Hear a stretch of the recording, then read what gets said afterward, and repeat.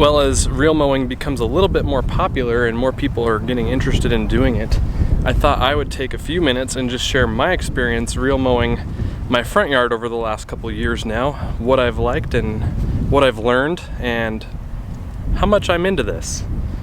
Let's get started.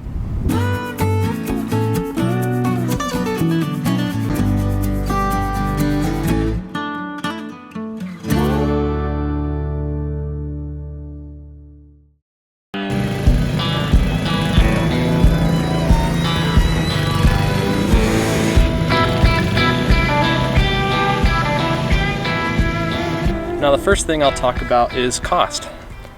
Now, if you don't already know, this is a golf course lawnmower. This was made for golf courses. Golf courses buy these or lease these from the manufacturer and use them to maintain the grass around the course. This particular model here is a Toro Greensmaster 1600, and it's probably anywhere between 15 and 20 years old. I haven't done the research to figure out the exact year on it, but it's old, and it was designed to cut greens and fairways and tee boxes. And new, you're going to spend roughly $20,000 to $30,000 for one of these machines. Now, because they're so expensive, what we'll do as DIYers is we'll look for these on the used market, whether from an auction or from a local golf course that's just looking to get rid of it because they're upgrading. Now, I paid $1,000 for this machine a couple years ago. I picked it up from the Pest and Lawn Jinja. He lives really close to me, and he picked it up from a service center that services machines like this for local golf courses. So $1,000 right off the bat to own this, and the price you pay for one of these may vary based on where you live, what your market is, and who you buy it from. Now, if a price tag that high is a little too much for your budget and you want to just kind of see what you think about reel mowing, there are some manual push reel mowers on the market that do really well and give you a little bit of an idea of what you might think of having a shorter cut lawn and maintaining it the way you need to.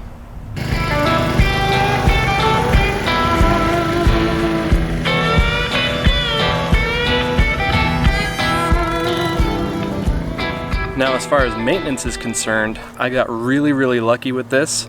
It was in really good shape, and it was given to me with a sharp reel and a sharp bed knife. So I really didn't have to do much once I brought this thing home. It was ready to go, and it lasted me about a year or so until I decided I wanted to take it in and have it sharpened. Now, as you might guess, having your reel mower sharpened is not something that you can really do at home. You've got to find somebody in your area that is experienced with sharpening and grinding on reels and sharpening bed knives. Usually, if you get in touch with your local golf course and talk to them, see what they do for theirs, maybe they might even do it for you. I go to the same place that this was originally purchased from. It is a golf course maintenance and irrigation shop, and they handle that there. So I took it up there, and something to keep in mind there is getting that done isn't cheap. It's not like going to your local hardware store and just buying a new one.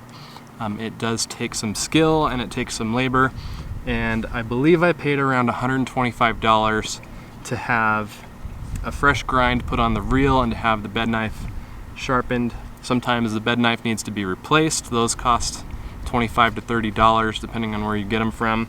Another thing too, the last time I took it into the shop to have that done, I did have them just kind of give the mower a once over.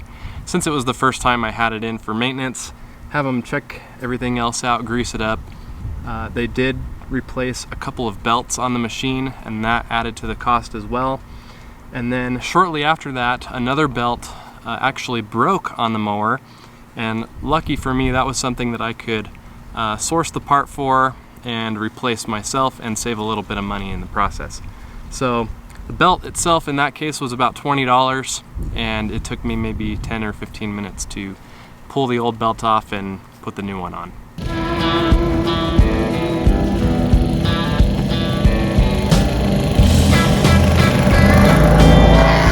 One thing you learn really quick when you get into this hobby is that the biggest cost involved with reel mowing your lawn is time. So I think the average person who wants to mow their lawn and be pretty good at it and have a nice looking lawn is probably mowing an average of 1 to 2 times a week. Now, without any extra products applied on the lawn to slow its growth, I can easily mow this 3 times a week and fill up the basket that catches the grass at least 2 times every time I mow during the week. Now, because you're mowing short, the grass wants to grow a little bit faster, and if you want to keep up with the 1/3 rule and keep a nice, well-maintained, clean, beautiful looking shortcut lawn, you need to be willing to put in the time to mow it more than once a week and sometimes more than twice a week. Now, as you continue to go down the real mowing rabbit hole, there is a way that you can save yourself at least 1 mowing per week, and that's with a growth regulator. Now, just to put that into perspective, the lawn here is currently under a growth regulator, and I just mowed it for the 2nd time this week and maybe filled up half the grass catcher.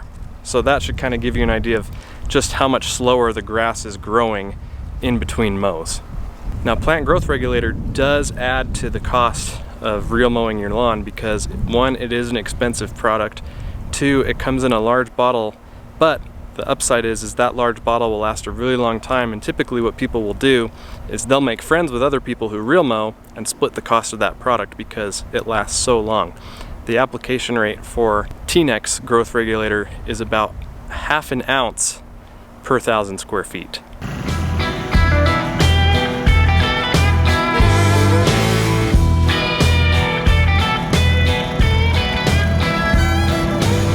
So the real question becomes, is it worth it? And you know what? For some people, for most people, it might not be. And that's okay. Everyone's definition of a nice looking lawn is different, and that's what's so great about being in lawn care and having this as a hobby. Everybody has different standards and what they're trying to go for as far as what they enjoy in the look of their lawn. And for me, I really, really like and enjoy the shortcut lawn. I like walking on it. I like walking on it barefoot. I like mowing it. I like playing with the kids on it. And I just really enjoy the look of it, especially when I'm coming home from somewhere, driving through the neighborhood and pulling up next to my house and seeing my lawn not only looking the way it does and looking nice and short, but the way it just stands out from the rest of the neighborhood is pretty cool to me. So for those reasons, I really enjoy real mowing. It's worth the time for me. It's worth the money for me. I find therapy in mowing my lawn, and for me, it's absolutely worth it. For you, maybe not so much, and that's okay. So that's gonna go ahead and wrap up this video. I hope this was helpful information for you. If you're interested in getting into the real mowing game, it is a whole lot of fun. It is a rabbit hole, but like I said, for me, it's totally worth it and totally enjoyable. So if you have any questions or want to share your experience in real mowing, let me know down in the comments below. And if you're not already subscribed to the channel, please consider subscribing. Thank you for watching. I'll see you next time.